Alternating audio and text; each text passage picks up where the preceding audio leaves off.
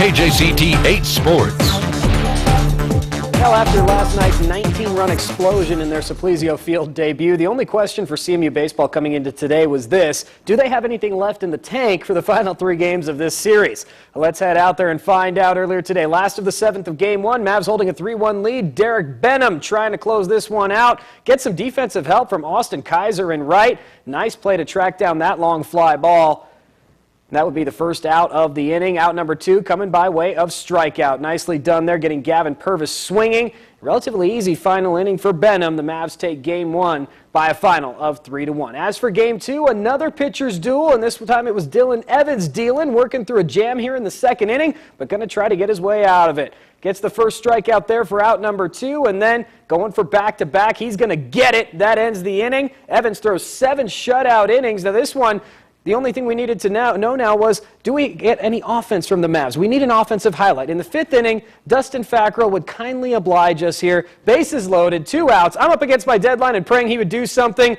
Roadrunners changed pitchers, and it was a bad idea. Fackrell going to Denny's for the grand slam. The senior from Utah coming through big time, and the Mavs getting a big win. 4-0. They go for the overall series sweep tomorrow afternoon at noon at Supplesio. As for CMU softball, they split their Day 1 doubleheader with Colorado Mines over in Golden. However, they would recover in Game 2 to get the job done 4-3 after losing Game 1 6-3. Courtney Mahi hits her 12th home run of the season in Game 2. Mines, though, remains in first place in the conference while the Mavs are in 6th. But get this, even though they're in 6th place, they're just 2 games back. Very crowded at the top of the conference right now. These two going to play another doubleheader tomorrow over in Golden. To the high school diamond now, it was the biggest doubleheader of the season in 3A that nobody knew about. 3rd-ranked Cedar Edge welcoming in 4th-ranked Rifle. Out we go for Game 1. Cedar Edge, 6th inning, holding a 7-4 lead, but Rifle is coming back. Leighton Stutzman at the dish, going to bloop one out to the shortstop. A little bit of trouble here for the Bruins. The throw is offline at first base. 1 run is in. Jacob Whitty going to hustle over to 3rd. He's in there safely with a slide. It is now 7-5. Very next pitch, that one's getting by the catcher, and Whitty going to trot on in. It is 7-6. Heading to the 7th now, last chance for Rifle.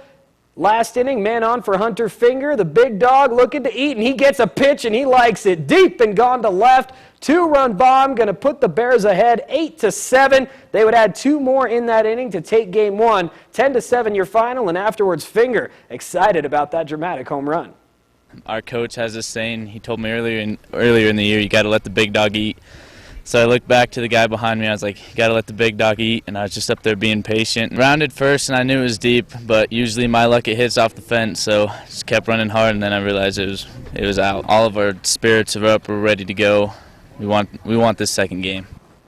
Would they get it? Hoping the momentum would carry over. Bruins pitcher Sterling Rose hoping that would not be the case. He's got Finger at the dish and gets him looking on the outside corner. Rifle shut down in the 1st inning. Bruins responding in the bottom of the 1st. Drew Beach at the plate, driving that one the opposite way. That'll bring in Dylan Nichols from 2nd. Cedar Edge out to a quick 1-0 lead, but Finger would settle down nicely from there. He would pitch a great game in this one, starting for the Bears on the hill. He's got Sterling Rose at the dish in the 2nd. He's going to give him a taste of his own medicine. I can paint the corner too. Sit down.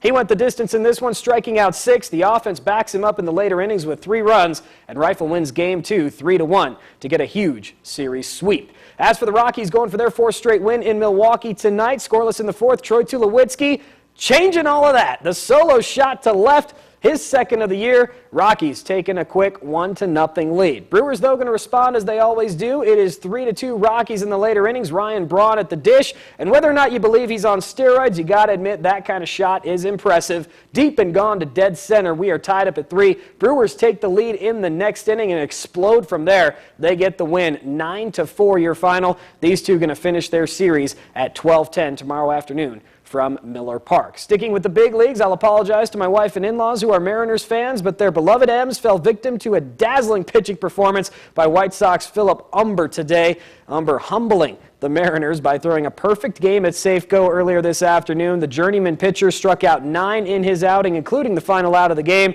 This was the 3rd perfect game in White Sox history. Finally, Nuggets looking to secure a playoff spot with a win over Phoenix tonight. Suns trying to stay alive for that final playoff spot and playing well. Steve Nash going up top for Martin Gortat. Suns up after 1, but the Nuggets have got some high flyers of their own, like Kenneth Faried. 18 points for him, 13 rebounds. He wasn't alone. Andre Miller, the long alley-oop to JaVale McGee. Nuggets get the win, 118-107. They have secured a playoff spot for the 8th consecutive season, and they move up to 6th in the Western Conference once again. All right, that is a look at sports. We're back after this.